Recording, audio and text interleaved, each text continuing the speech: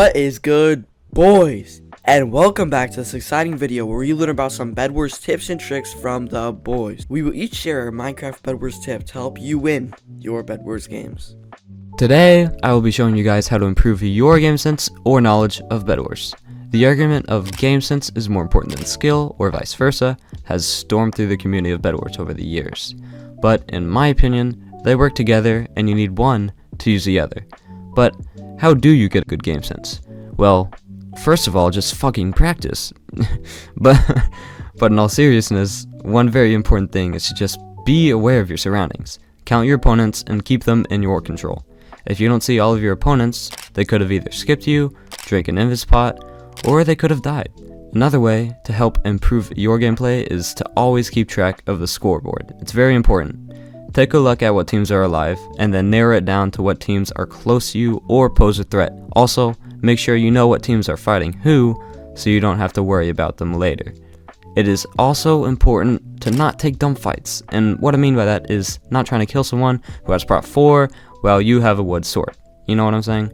And also, not taking too many risks, like a TNT jump or 4-block jump while you are a final kill. Just little tips and tricks like that will help improve your game sense.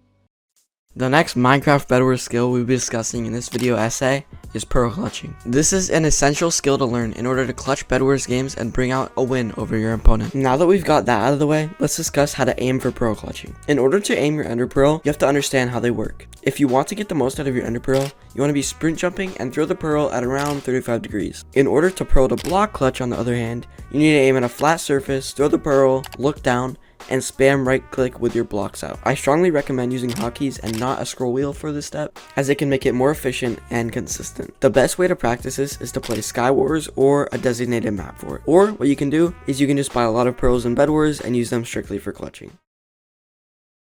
What's good, TOIEZ here, and today I'm going to show you how to block in faster.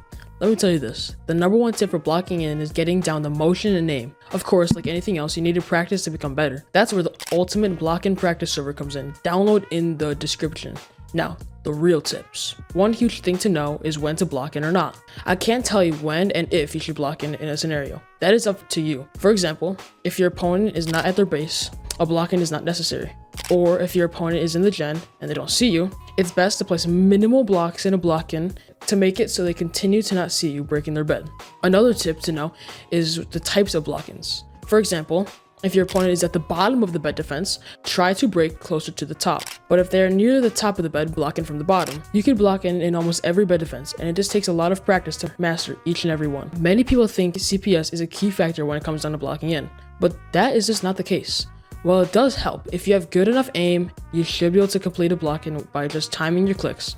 That's all for me, and peace out, boys. What's good, guys? It's Hoodez, and the next skill I'm going to be showing you guys today is ladder clutching. So ladders are the most useful tool and most annoying in all of Bedwars. Many sweats use it, whether it's in ranked or casual Bedwars, and it's very useful for certain situations, and when you have it and you learn to use it, you'll never stop using it. Side tip when it comes to ladder clutching, you might not always want to ladder clutch because of something called damage tick, because when you receive damage, you do not take knockback. So say that you're jumping off from like a certain height and you try and break somebody's bed, then you wouldn't receive knockback and get hit off. But the first tip for ladder clutching is actually how to ladder clutch. So some people try and land on top of the ladder, but that's not what you're supposed to do. When you ladder clutch, look down on the block that you're trying to clutch on and you place it. Right click, maybe drag click, butterfly click, whatever. Just try and land on the side of that ladder. Another thing that kind of has to do with ladder clutching is bridge fighting with ladders. So what happens is that you have to place 2 blocks up, 2 ladders, and while the person tries to jump to hit you off, you walk forward on the ladders and you receive no knockback.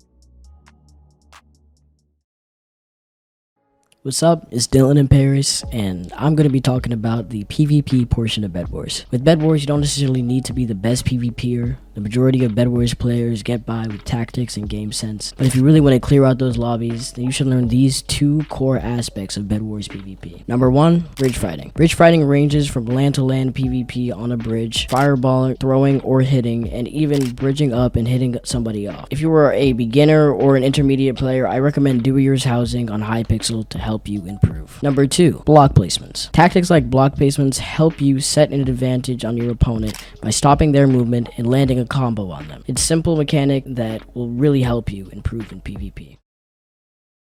What's good guys, Paul here, and I'm going to show you guys how to get better movement. Now, this will not happen overnight, as movement is one of the hardest skills to learn. Many aspects of the game contribute to good movement. For example, when you run into a block, you lose your momentum, which can cause you to miss a jump. You can also use blocks to help you expand your jump distance. Being able to hotkey between different items quickly is a big aspect when it comes down to movement, as well as being able to switch perspectives to see different parts of the map. Other key aspects like aim and sometimes CPS can help you improve your movement. In Bedwars, there's a few major types of bridging that you should be able to do and know when to use, so I'm just going to quickly break these down for you. Firstly, I'm going to be talking about flat bridging. Flat bridging is by far the best bridging method because it uses few blocks and it lets you get around the map quickly. I do it in pretty much every Bedwars game I play, and it's done by just bridging up a few blocks and then speed bridging to the next island. The next bridging method that I will be talking about is one stacking. One stacking is an excellent bridging method because it allows you to get high on your opponents quite quickly. Fortunately, it uses a lot of blocks, so I wouldn't recommend it for your first rush. However, against a sweaty opponent, this can be excellent because high ground is a massive advantage in Bedwars. Moving on, I'll be talking about the two stack. Two stacking is excellent in sweaty situations, whether it be a sweaty queue game or ranked Bedwars, because it allows you to get quite high. However, it also allows you to get up your bridge in a quicker manner than you would a one stack. I use this bridging method in all of my ranked Bedwars games as well as most of my sweaty games, and it's personally my favorite kind of bridging aside from flat bridging. Lastly, I'm going to be discussing the Scorpion Bridge. It's definitely the least common bridging method in Bedwars because it's only really used in ranked solos and doubles. However, it allows you to get really high really quickly and not use as many blocks as a one stack or a two stack. Be sure that you have ladders because you'll need them when getting up the bridge later, and I would recommend this bridge for anyone who's trying to sweat ranked solos or doubles Bedwars. Hello everyone, Puchus here, and for my tip I wanted to emphasize on how important communication is in Bedwars. Communication, or more commonly known as comms, are an important part of Bedwars as it informs your teammates of incoming danger or things you notice. There are many common ways to give comms. In chat, you will normally use the phrases ink for incoming to base, fireball for fireball incoming, and help, which is obviously used when you or a teammate need help with a player or obstacle. Another better version of comms exists, and you need a software or mod for this one. It's voice communications. Discord is the most famous and most commonly used for this, and it's better because you can talk with your teammates and explain what's happening faster and better. It's also better for when your bed is gone and your teammate is alive and needs comms to know where the enemy is or to tell your teammate of an incoming invisible player. If you don't give comms, chances are people won't play with you, sadly. Some people prefer voice communications, that is better, but you can still find teammates who are okay with you using game chat. The next tip is hit selecting. Hit selecting is a technique used to get double hits and start combos. To perform a hit select, wait for your opponent to hit you first, and hit them after. Hit selecting tends to be easier with high ping because there's more delay, and hit selecting is also much easier on flat surfaces, but once you get good enough, you can do it on any surface. A common mistake is attacking too late. If you attack too late, then you'll just get flawless by your opponent. You can practice hit selecting on Minewind Club or PvP land. I hope this video helped you out a bit in your Bedwars career.